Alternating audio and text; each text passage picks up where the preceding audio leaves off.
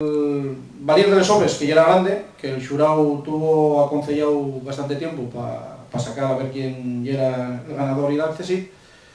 Y en sin más, yo voy a dar la palabra al concejal de Cultura de este Concello de Ribesella, que va a leer el acta del xurao, del que fue secretario del xurao. Voy a leer el fallo del xurao. A Concelleón de Ribesella é xurao del segundo premio Orvidel de Cuentos Eróticos, formado por doña Ana Luz Prieto Vega, especialista en asturiano por la Universidad de Oviedo, don Roberto González Quevedo González, secretario de Academia de la Lengua Asturiana, y don Xandro Martino Ruz, especialista en asturiano por la Universidad de Oviedo, y faciendo de secretario con voz,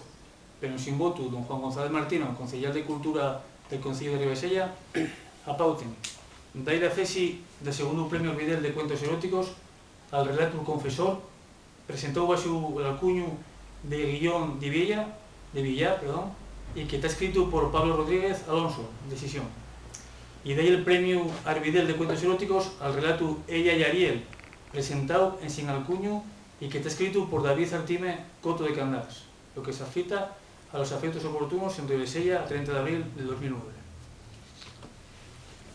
Y en sin más, entonces va a proceder el concejal de Cultura a la entrega de lo que son los premios en sí, que consten de bajo relieve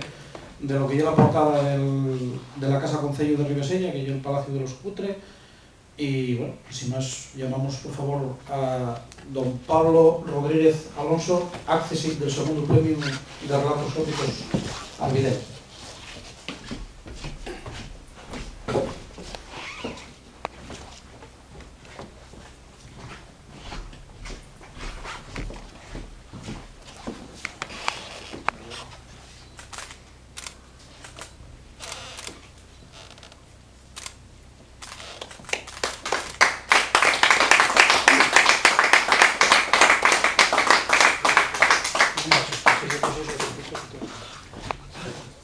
Y